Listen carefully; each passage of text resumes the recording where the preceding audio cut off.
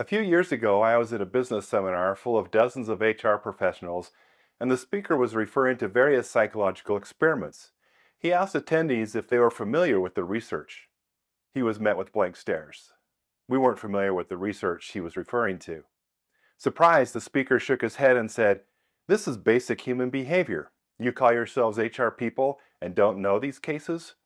He went on to lecture us about how important it was for HR people to understand relevant academic discoveries in human behavior. The moment hit me like a lightning bolt because we show how easily we overlook the psychology behind what we do every day at work. Since then, I've made it my mission to reconnect with the science of human behavior, not the lab coat, clipboard kind, but the kind that shapes your office, your meetings, and your people. In a previous video, I reviewed 5 of the most influential psychological experiments, which if learned and applied can enhance your leadership abilities. Here's 5 more of the most influential psychological experiments which continue to be taught to psychology students today and hold relevance for leaders and HR professionals. Number 1, the Asch Conformity Study. Businesses must actively promote diverse perspectives, dissenting opinions, open communication, constructive feedback, and independent thinking.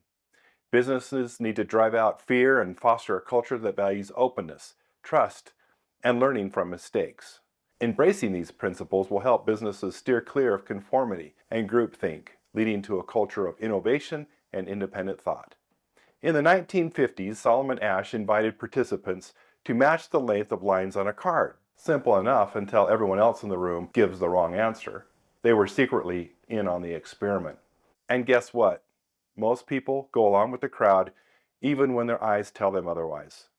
Asch's findings demonstrated that people are willing to disregard their own judgments and provide a wrong answer just to conform with the rest of the group.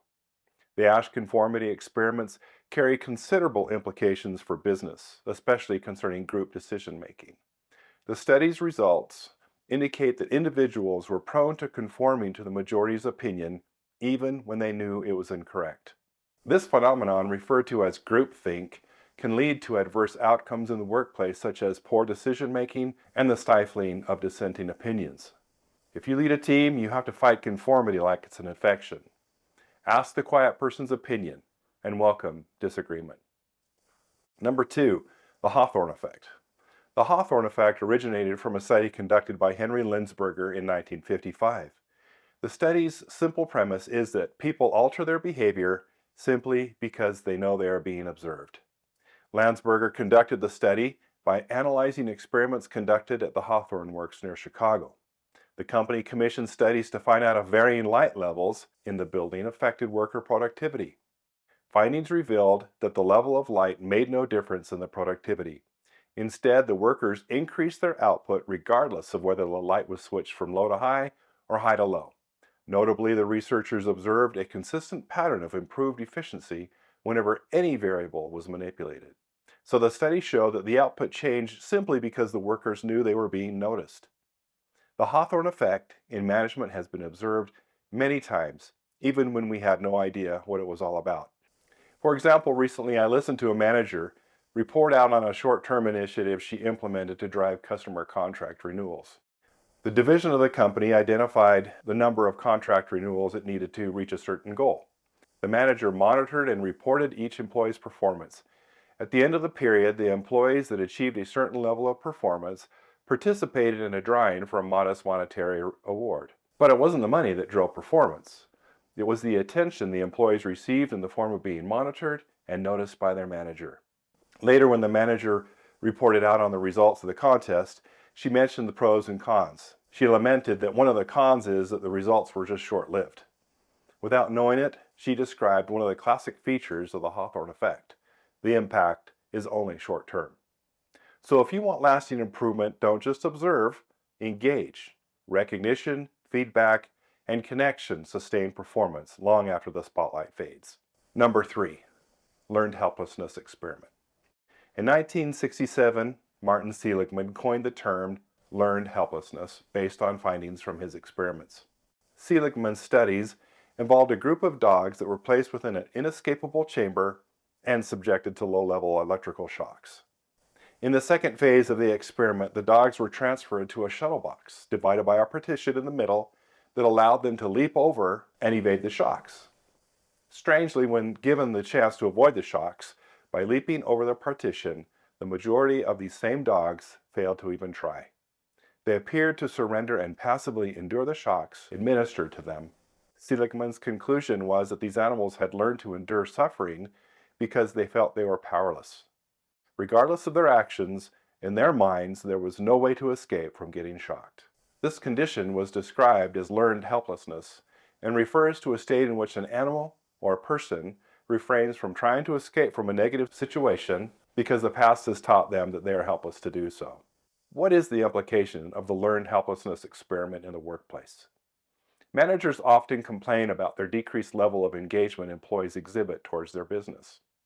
They complain over declining performance and the absence of creative solutions from their once high-performing employees.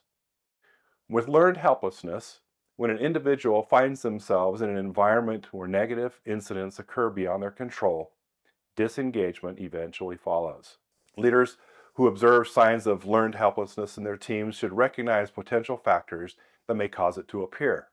Those factors may include an abrasive boss or colleague, endless red tape, a caustic culture, stifling politics, and a lack of recognition, and other conditions that make people feel like, what's the point?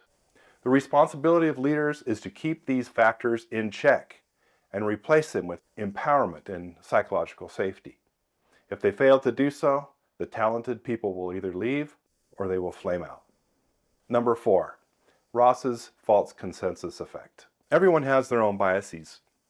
One bias refers to people's tendency to project their way of thinking onto other people, assuming other people think the same way as they do. This is called the false consensus effect. In 1977, Stanford University professor Lee Ross conducted a study that focused on how false consensus effect works. In the initial phase of the research, participants were presented with scenarios involving conflicts where they were told 2 alternative ways of responding to the situation. They were instructed to perform 3 tasks. 1. Guess which option other people would choose. 2. Say the option they themselves would choose. And 3. Describe the attributes of the person who would likely choose each of the 2 options. The study revealed that the majority of participants thought that the others would make the same choice as them. People assume that others share their thoughts even if they don't. The second significant finding is that when participants were asked to describe the characteristics of those who likely disagreed with their choice, they made strong and negative assumptions about them. The false consensus effect is a bias in which individuals tend to overestimate the level of agreement their suggestions or proposals will receive from others. We all likely experience this. Who hasn't entered a team meeting with an excellent idea and assumed others would naturally agree with it because it was so brilliant? Instead, this bias has so often hindered or delayed many good ideas. One way of dealing with this is to reach out to others individually before the meeting or event where you plan to present your idea. This way you can gather individual perspectives and be better prepared for the level of agreement you can expect. Also, this strategy gives participants in the meeting a heads up that your idea will be discussed, allowing for better preparation and consideration. Number 5, the halo effect. Originally recognized by American psychologist Edward Thorndike in 1920, the halo effect describes a tendency to make specific judgments based upon a single characteristic or overall impression. For example, if you meet an attractive person, there is a tendency for you to ascribe other positive traits to that person. The word halo comes from a religious notion referring to a circle of light positioned above or encircling the head of a revered person or saint as a mark of reverence. Artwork from the Middle Ages and the Renaissance periods portrayed figures adorned with these radiant halos. These paintings lead the observer to develop a positive assessment of the subjects of the painting. Likewise, the halo effect prompts an observer to make overarching assumptions about an individual based on a single positive characteristic. The opposite of the halo effect is the horn effect. This occurs when negative traits of an individual overshadow positive qualities, leading to biased judgments. In business, I see the halo and the horn effects manifest themselves most in recruiting. Hiring managers and interview panels often rely heavily on initial perceptions, whether formed through resumes or during personal interviews. However, these judgments can be highly misleading and can get in the way of your impartiality when evaluating candidates. In reviewing resumes, a hiring manager might be impressed by the fact that the candidate went to Stanford or worked at a Fortune 100 company. This initial positive impression could distort the perception of the rest of the candidate's application. Once a favorable impression is formed, there's often a tendency to actively look for reasons to keep liking them.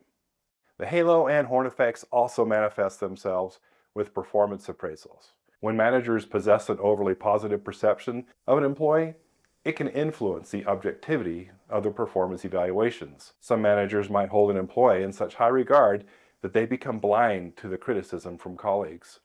They may overlook poor performance and rationalize away the favored employee's failings. On the other hand, an overly critical supervisor may neglect to endorse a less favored employee for promotion and career development opportunities. What do these 5 experiments tell us? Asch warns us not to drown in groupthink. Hawthorne reminds us that attention drives performance. Seligman shows that helplessness spreads if leaders don't stop it. Ross exposes the echo chamber in our own heads, and Thorndike reveals how biases shape who we hire, trust, and promote. So, in this age of behavioral management, the underlying message is evident. A basic understanding of psychology can enhance your leadership abilities. Leaders who grasp the fundamental theories of psychology have a toolkit that goes beyond traditional managerial techniques. Such leaders can make sense of the complex mix of human motivation, emotions, and reactions that manifest themselves in every workplace. Leaders can then shape a work environment that fosters teamwork, innovation, and engagement.